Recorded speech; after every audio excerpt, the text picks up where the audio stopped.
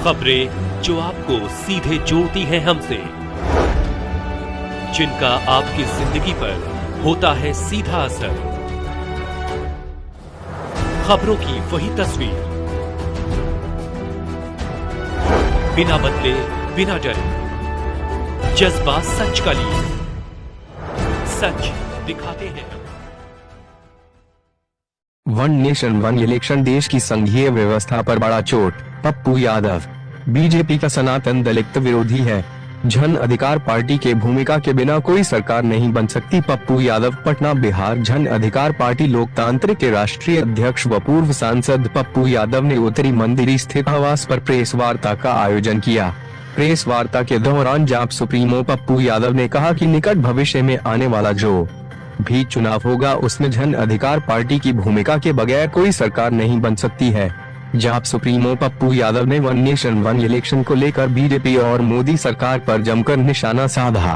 One nation one election देश के संघीय व्यवस्था पर बड़ा चोट है। जातीय जनगणना पर बीजेपी खिलाफ हो जाती है।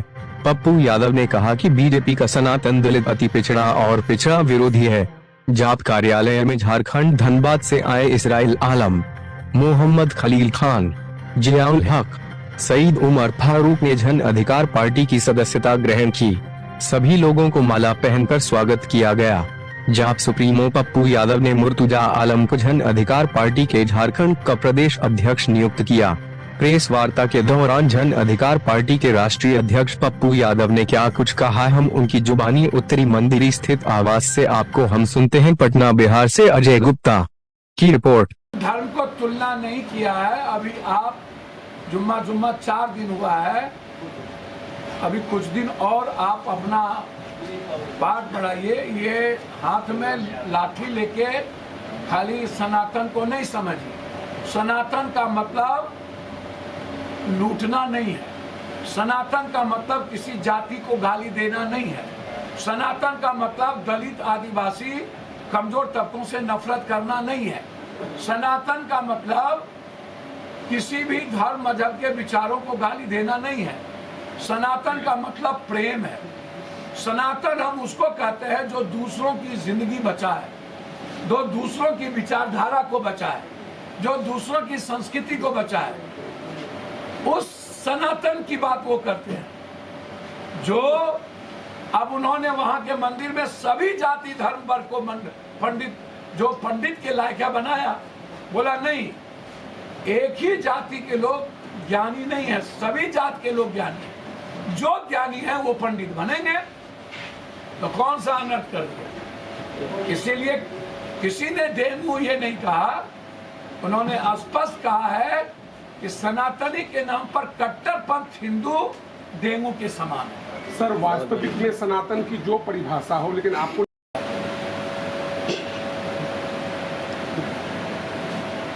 हम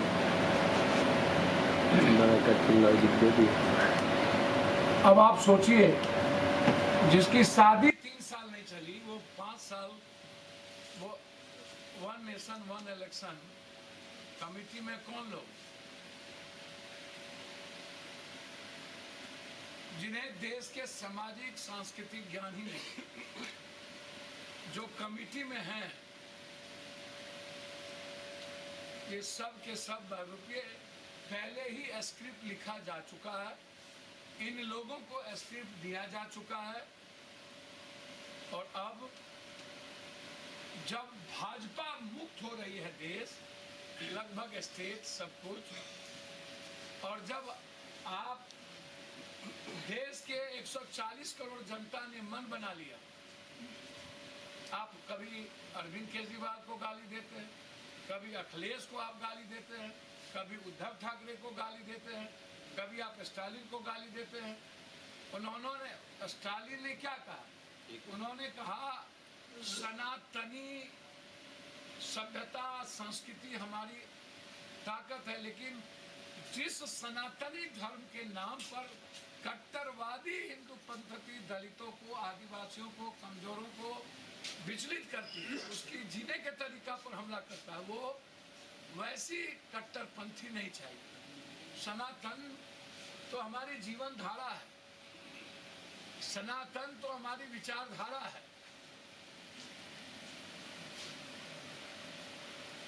इन लोगों का जो बीजेपी का जो सनातन है वो दलित विरोधी सनातन, वो अत्यंत पिछड़ा विरोधी सनातन, वो पिछड़ा विरोधी सनातन। और जो ऊंची जात के लोग सनातन को मानते हैं, कट्टरपंथ को नहीं मानते हैं, वो विरोधी हो जाता है।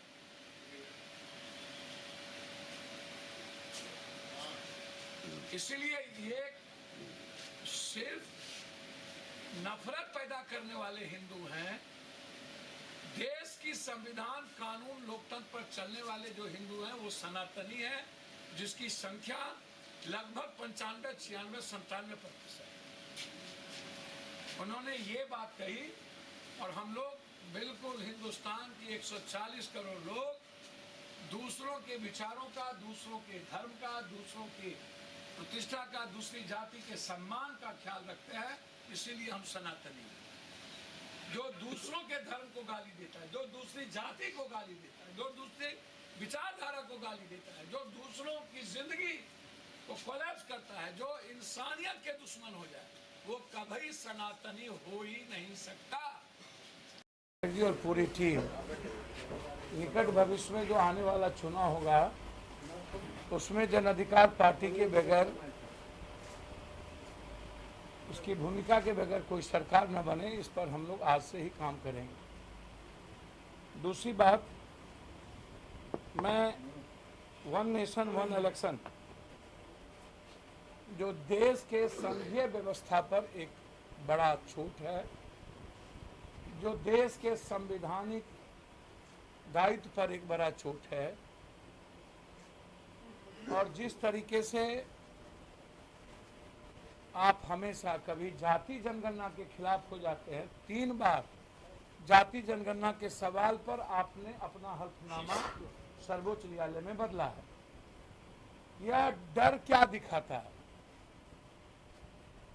देश में जो दलित हैं, आदिवासी हैं, निषाद है, केवट है, मल्लाह है, शर्मा है, तांती है, चंदवंशी है, नुनिया है, कहार है, कुम्हार है, राम है, पासवान है, केवट है, भीम है, धानुक है, शाह है, चौधरी है, कलवार है, ये जो जातियां जो आर्थिक, सामाजिक और राजनीतिक रूप से बिल्कुल कुशवाहा है,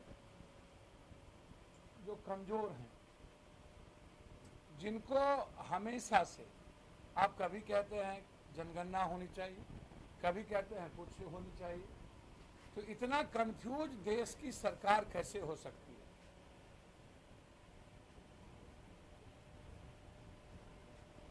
आप अपनी पीठ थपथपाते रहते हैं। कभी आप इस देश को, देश के युवाओं के रोजगार पर भी तो बोलिए, देश के एजुकेशन पे भी तो बोलिए, देश के महिलाओं की सुरक्षा पर भी तो बोलिए। आप इस पे चर्चा नहीं करते हैं। मेरा सवाल है one nation one election committee में हरीश साल्वे जी पर। 68 साल की उम्र में, 70 साल की उम्र में तीसरी शादी, 70 साल की उम्र में तीसरी शादी, दूसरी शादी 2020 में ये किए थे। जिंदगी भर चलने वाली शादी इनकी 3 साल भी नहीं चली।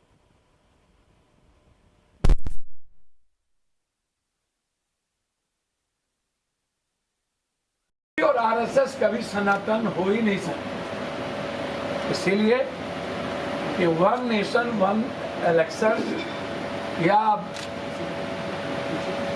जो चीज आप लाना चाह रहे हैं या करना चाह रहे हैं या दिग्भ्रमित करना चाह रहे हैं, मैं आदरणीय देश के प्रधानमंत्री जी से आग्रह करूंगा, फिर से मैं उस बात को दोहराऊंगा, right of work, right of job.